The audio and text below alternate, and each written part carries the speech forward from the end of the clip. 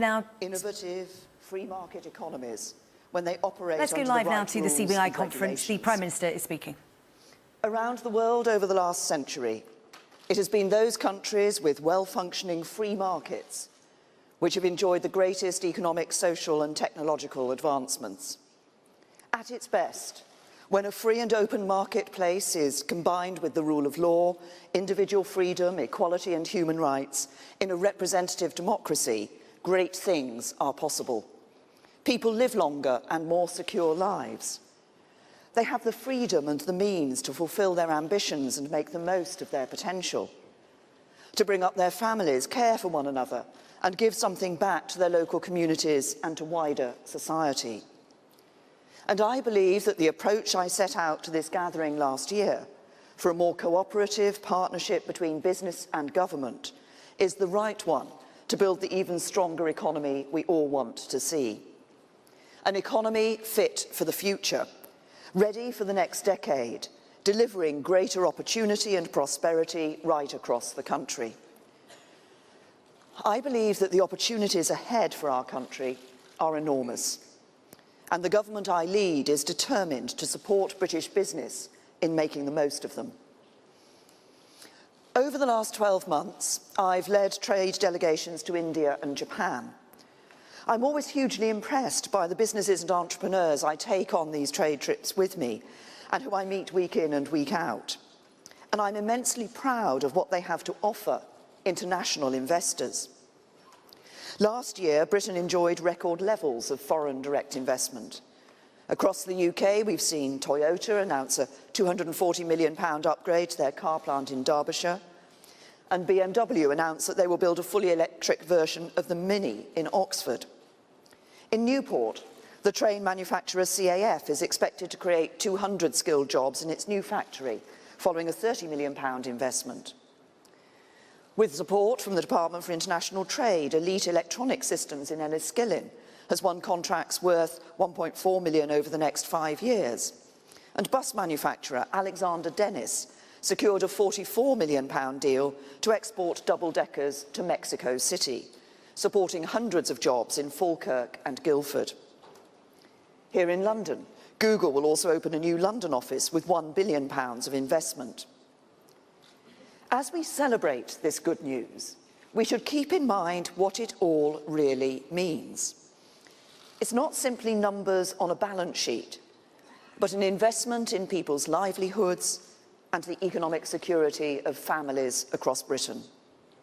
It is a vote of confidence in the UK, in our talents, our skills, our infrastructure, and our ideas.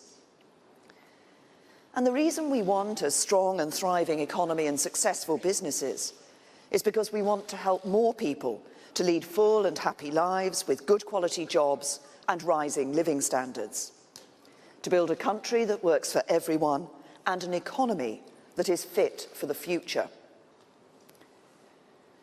For the last decade, the biggest economic challenge facing the government has been dealing with the consequences of the financial crash and the Great Recession which followed it.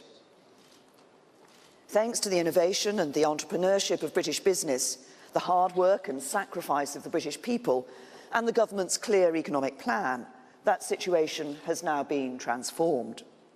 The deficit has been cut by over 2/3, and the economy has grown for 19 consecutive quarters. Since 2010, over 3 million more people now have the security of a job. There are nearly 1 million fewer workless households. 3.4 million new apprenticeships have begun. Income inequality is at its lowest level since 1986, and the number of people living in absolute poverty is at a record low. British businesses, and indeed the CBI itself, can take their share of credit for what Britain has achieved in the years since the financial crisis. But our job now is to look to the future. If the last 10 years have seen us weathering the storm of the financial crisis and rebuilding our fiscal and economic position, the next 10 years must see the beginning of a new chapter in the story of the British economy. Because for all our progress, there is still a long way to go. So today, I want to talk about my vision for the stronger, fairer and better balanced economy we need to build in the years ahead. The Conservative government's plan to deliver this is very clear.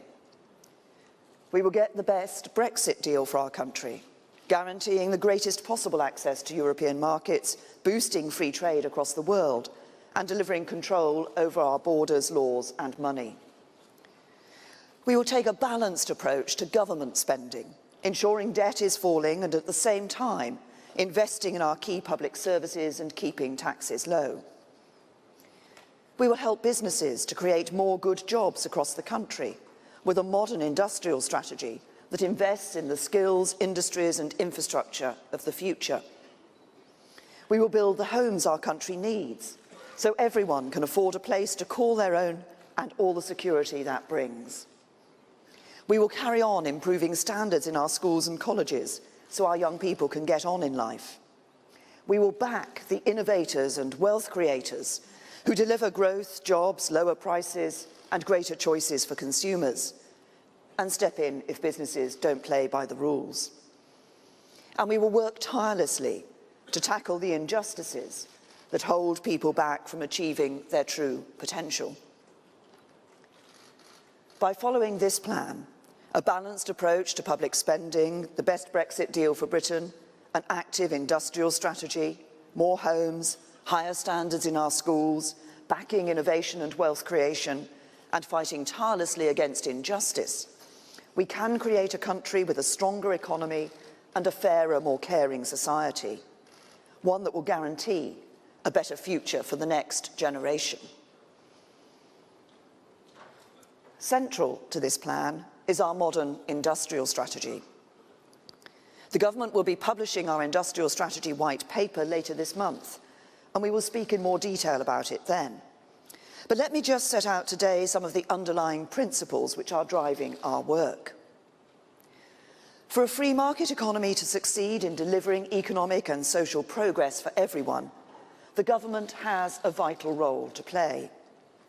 That starts by setting the right rules and making sure they're adhered to. And some say its role should end there too. But I believe the proper role of government goes beyond that. Through how it invests public funds, how it provides an education system for the next generation, how it commits to long-term goals, and how it supports business, people and places, a strategic state has a major influence on the economy. In exerting that influence, governments must inevitably make choices, and in a democracy be held to account for them. The choice which this government makes is to deploy this influence in a thought-through way, taking decisions for the long term. Because while the power and potential of the market is immense, I also strongly believe in the good that government can do. We've already seen this approach work for one sector of the economy, the financial services sector. Over decades, governments of all parties pursued the aim of making the UK the world's foremost centre for financial services. They worked with business to set a clear long-term framework for the sector to succeed, and it now accounts for 7.2% of the British economy. It contributes over £70 billion to the Exchequer annually and employs over 1 million people across the UK. Here in London, yes, but also in Edinburgh, Cardiff, Bournemouth, Leeds, and in other towns and cities. And when the regulatory structures governments put in place fail, and the irresponsible practices of a minority damage the economy as a whole, as happened during the financial crisis, government has a duty to step in. When British banks suffered during that crisis, government did not turn its back on the sector, wasting decades of effort and forfeiting our global position. Instead, we were steadfast in our commitment to fixing things and making the sector even stronger than before. Government worked to create a more stable and effective regulatory framework, and in doing so, strengthened the resilience and reputation of the UK's financial sector, and contributed to the strengthening of the global financial system. This has been a success story for Britain, and that success has been enabled by strategic support from government and a long-term commitment from Conservative and a previous generation of Labour politicians to provide certainty and follow-through. That model, a strategic long-term partnership between government and a vital sector, effective and evolving regulatory frameworks and incentives, has led to global preeminence for the UK, good quality jobs across the country, and tax revenue to fund vital public services like schools and hospitals. By setting the right frameworks and investing in skills and infrastructure, we can help broaden our economic base, build a more balanced economy, and make Britain a true global leader. Of course, we cannot and we will not try to make a plan for every corner of our economy. We believe in the free market and won't attempt to shield the economy from market forces. So we will have to make strategic decisions about where the government can and where it cannot best support key sectors of our economy. Such an approach avoids the failed state interventionism of the 1970s. But it also learns from the past failures of governments to give sectors and places across the country the long-term support they need to cope with economic change and compete in a changing global marketplace.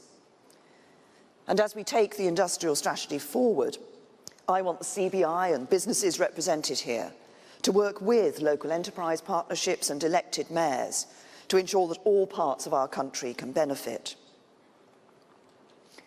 Our approach to industrial strategy reflects our ambitions for the British economy as we leave the European Union. A more productive, dynamic, innovative, world-leading economy, which embraces technological change and is globally focused. In my Florence speech in September, I made a generous offer to our European partners, and I'm pleased that EU leaders responded to it positively. The Council acknowledged the progress we have made and called for a further acceleration. And since I spoke in Florence, I'm pleased that there's been further progress on citizens' rights, including an agreement on reciprocal healthcare and pensions, and further alignment on a range of important social security rights. Our EU negotiating team is now preparing for the next phase, and I particularly welcome the beginning of internal discussions among the EU 27 about their position on our future relationship and the implementation period. When sufficient progress is agreed, we want to move as quickly as possible on both of these issues. Throughout this process, I've been determined to give business and industry as much certainty as possible. Achieving that maximum certainty was the first objective I set in my Lancaster House speech in January, and it's remained fundamental to our negotiations to date. We want to forge an ambitious economic partnership out of the single market, but with a new balance of rights and responsibilities between us and the European Union. One which respects the freedoms and principles of the EU and the wishes of the British people. We should be excited by the possibilities which this new relationship presents for the future, just as we are realistic in acknowledging that it will take time to finalise. I've made clear that a strictly time-limited implementation period will be crucial to our future success. I know how important it is for business and industry not to face a cliff edge and to have the time it needs to plan and prepare for the new arrangements. During this period, our access to one another's market should continue on current terms, and I want us to agree the detailed arrangements for this period as early as possible. But we should also be able to develop our relationships with countries outside the EU in new ways, including through our own trade negotiations around the world. And that world is changing in profound ways. The technologies which are emerging today will have as profound an impact on our economy and our lives in the 2020s and 2030s as the internet and smart technology have over the last 20 years. And Britain is already a world leader in a number of these fields. In fintech, the UK is ideally placed to be the world's hub, with the sector contributing a greater proportion of our GDP than any other G20 country. And in artificial intelligence, I believe Dame Wendy Hall and Jerome Pesenti's independent review into the potential of that sector set the right ambition by arguing that we should seek to make the UK the best place in the world for AI businesses to develop, start, grow and thrive. The economy fit for the future, which we must build over the next decade, will be driven by science and innovation. As well as supporting economic growth and helping to create the good jobs of the future, scientific and technological advancements also have the potential to transform and improve our lives, with life-saving medicines, new clean sources of energy, and breakthroughs in the digital technology which we use every day. Last year at this conference, I committed to a record increase in public spending on research and development, with an additional £2 billion per annum by 2021. I want us to build on our strengths in science and innovation and make Britain an international centre for the transformative technologies of the future. So we are playing our part by increasing public sector support for R&D to record levels. And we will say more about the further action we will take in the Industrial Strategy White Paper. But today I also want to put the challenge to you and to industry across the UK to do the same. Because the immense benefits which investment in R&D can bring will only be delivered in partnership with business. You will develop the products and services that convert scientific discovery into real improvements in people's daily lives. Today, for every £1 of government support for R&D, British businesses invest around £1.70. But in America, businesses invest around £2.70, and German businesses invest nearly £2.40. So I want you to work with us to drive up business investment, to help develop the next generation of technologies here in the UK, so that we can deliver more good jobs across the country and improve living standards for everyone. This is a goal we all share, and one I know the CBI has long campaigned for. And Britain has always been at the cutting edge, the birthplace of the first industrial revolution, the home of more Nobel Prize winners than any country outside the United States. We must see these coming technologies as forces for good, with huge potential for our economy and our society. Through our industrial strategy, the government will help ensure Britain makes the most of them. And as is our duty, we will also work with and support those who are disrupted by that change as well. That will mean ensuring that the UK has modern and efficient infrastructure, which delivers for taxpayers and businesses across the UK. And considerable progress has already been made. More than £250 billion has been invested in UK infrastructure since 2010. And the National Infrastructure Commission is giving us impartial expert advice on the crucial infrastructure decisions of the future. But as well as investing in our physical infrastructure, we also have a duty to invest in the skills of our workforce. For too long, technical education in this country was regarded as second best, and our economy suffered as a result. We are changing this. Our new T-levels, backed by over £500 million every year in additional funding once fully rolled out, will transform technical education in England. Last month, we announced the first 3 subjects that the T-levels will cover: digital, construction, and education and childcare. These will be of equivalent status to A-levels and will give young people who want to pursue a technical career a better and clearer path to follow.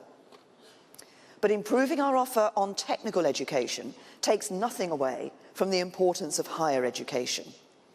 I want to see more people from more diverse backgrounds both going on to university and enjoying the benefits of higher level study of all kinds.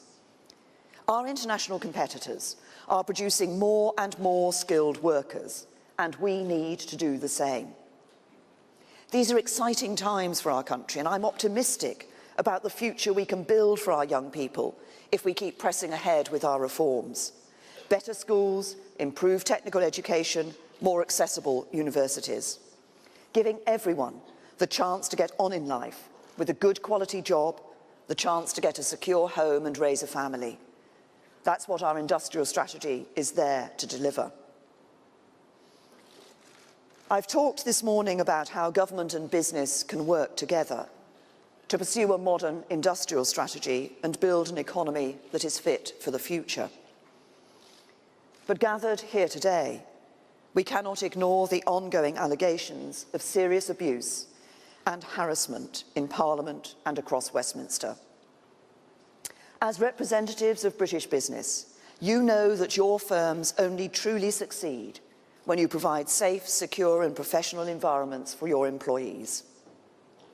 Parliament and Whitehall are special places in our democracy, but they are also places of work too, and exactly the same standards and norms should govern them as govern any other workplace.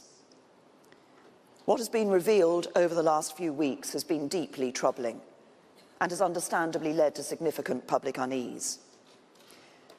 Women and men should be able to work free from the threat or fear of harassment, bullying or intimidation. But for too long, the powerful have been able to abuse their power and their victims have not felt able to speak out. And let me be very frank, political parties have not always got this right in the past, but I am determined to get it right for the future.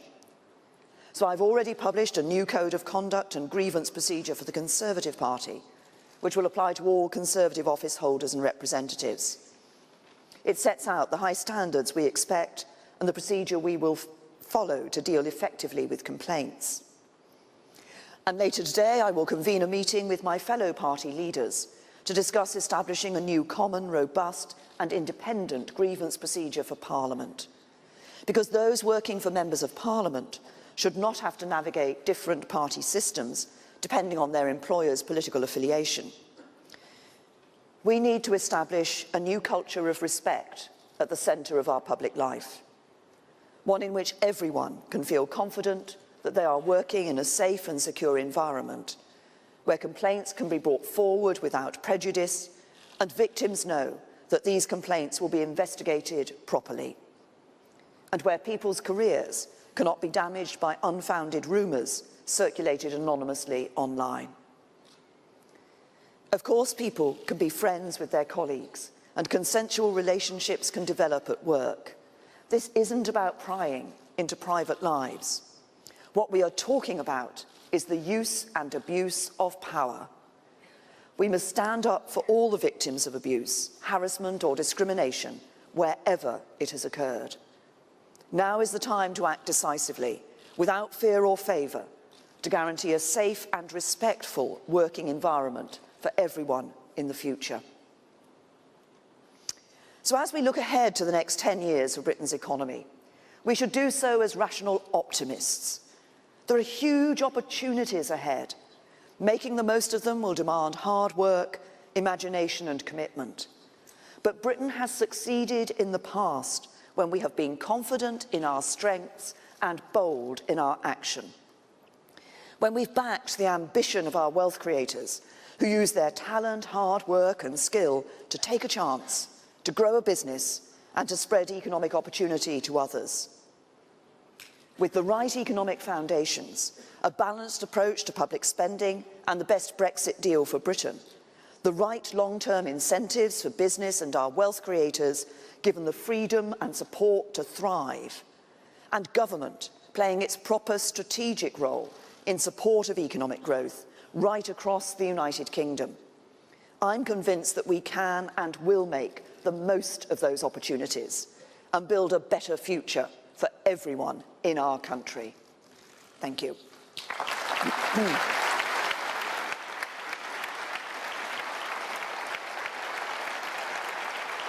take your own question. Shall I take my... Yes.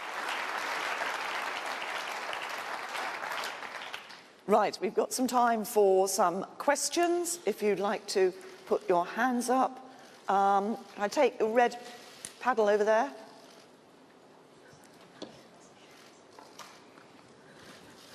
Prime Minister Jessica Elgott from The Guardian. Your predecessor, David Cameron, said aggressive tax avoidance was not morally acceptable. And you said you want an economy that works not just for the privileged few. So will you finish that work and insist that British tax havens create public registers of who owns offshore companies and trusts? And will you announce a public inquiry into aggressive tax avoidance? Well, first of all, we have been continuing the work that David Cameron started, and he started it not just for the UK, but on an international stage as well, and that's important.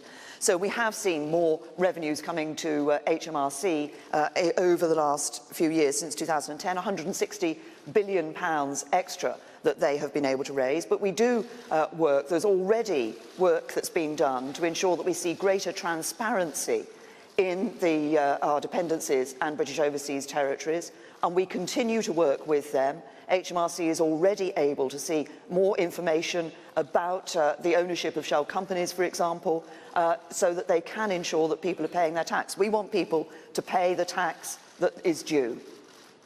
I'll take next, blue paddle. Angela Middleton at Middleton Murray. We place young people into their first jobs and deliver careers advice innovative ways such as podcasts. I think there are so many amazing opportunities now, but what's your view on how us as businesses can really try to build aspirations for young people and excite them about their future? Because the opportunities are there, but still young people often don't see that or believe it. Well, actually, I think one of the things that business can do is perhaps have some more interaction with schools, with youngsters in school. I think often youngsters at school don't see the excitement that being in business, the interest that having a business career can be about, and don't see the interest and excitement of actually setting up their own business and creating something that grows and is of benefit to society as a whole. So I think that interaction with young people, showing them that, the opportunities that business can bring and the great interest that a business career can give to them, I think is one way that businesses can do that. Thank you. Okay, red paddle there. Hi, William James from Reuters. Prime Minister, your government has set out its ambition to have the outlines of a transitional deal by early next year and hopefully finalising the whole deal in October. Aren't you relying on an awful lot of goodwill from businesses to plan their futures based on the outlines of a deal that isn't set in stone? And also, how confident are you of having the full, detailed, comprehensive trade agreement agreed by next October? Well, first of all, of course, as everybody will appreciate, we are in a negotiation with the European Union. What I've been clear about in the Florence speech is the sort of partnership that the UK wants to see with the EU 27 in the future. They are now picking that up and developing their own thoughts about the future and what partnership they want to see. But the implementation period, I believe, first of all, we need to get full agreement that this is something that will happen, and then we'll need to negotiate the details. Of course, some of those details, you need to know what the end state is, what that future partnership is, because this is about practical change moving to that future partnership. But I was clear in Florence that I think businesses should be able to have the comfort of knowing they'd be able to operate on the current same basis as they currently can during that implementation period. I'll take orange. My name is Arif Butt, publisher of Select Science. Got two questions for you, actually. What do you consider the top priorities for scientific research over the next 5 years? I think that's the sort of question where I would normally say, I'll write to the honourable gentleman afterwards. Look, I think I'm not a scientist, but we can look at some of the areas that the UK is already very strong in some of the issues around life sciences, but also some of the new technology around the automotive industry, artificial intelligence, where I think we have a real lead and a real positive future. But there may very well be other areas out there, and this is part of, as we work with business and universities and others in the industrial strategy, maybe other areas out there where actually there is a new big thing for the future that some of us haven't even heard of today. But let's make sure it's our scientists who are developing, and it's the UK business who can take that forward when it does come. Thank you, Prime Minister. Laura Kunsberg, BBC News. You say it's time to be frank about harassment and bullying in Westminster. Can you say, hand on heart, that you were not aware of any of the concerns that have emerged in the last couple of weeks? Yeah, I have, obviously what has happened is over the last week a number of stories have appeared in the press, a number of issues were raised with me that didn't appear in the press, And as you've seen, action has been taken. A number of people have been referred to, in my party, have been referred to the Conservative Party's grievance procedure and arrangements that we have put in place. And a number of people have been referred to the Cabinet Secretary, where they are in ministerial positions, and it's appropriate for the Cabinet Secretary to look at these issues. What I also want to see, though, this is not just for political parties. I believe it's so important that Westminster itself, Parliament itself, has a proper process for grievance procedures, has a proper process where people can make complaints and bring allegations, because I want people working in Parliament to have the confidence that they can come forward with those allegations, that they can come forward and report misconduct that has taken place. And I want both sides to have the confidence that those concerns will be properly investigated, will be fairly and properly investigated. Thank you. Should I take one more? One more? Let's take the purple one. Yeah. Good morning, Prime Minister. My name is Esiogene Okonodo. I work for a company called Savitec Group. You mentioned something about diversity and that the government would like a more diverse workforce. As you can see, my company does that, but perhaps if you look around the room, that might not necessarily be the case for everyone. So I'd like to know how the government will be helping to assist with this issue. Thank you. Yes, I mean, I think, well, first of all, I think it's important for everybody in business to recognise the value of actually having access to and benefiting from all the wide range of talents that exist in our population. And that means across people from all sorts of different backgrounds in our population. What government can do, though I think first and foremost, government has to look at itself, at how it operates. And that's why I commissioned, at a very early stage when I first became PM, I commissioned the racial disparity audit. We've published the results of that racial disparity audit, and it makes uncomfortable reading. But we do need to act in a number of areas. So one of the things we're doing, for example, is we've identified a number of hotspots where BME communities have a higher rate of unemployment than is generally in the population, and putting in specific targeted work to work with people in those communities to help them get into the workplace and get that first step on the employment ladder that can take them through for their careers. So government has to look at itself as well as helping business in this. Thank you. Thank you very much. Well, the Prime Minister there addressing the annual conference of the CBI at the O2 Centre in Greenwich in London here. Prime Minister not really committing much news there, really a statement of her positions on what she called a clear economic plan followed by the government. She stressed that Britain would eventually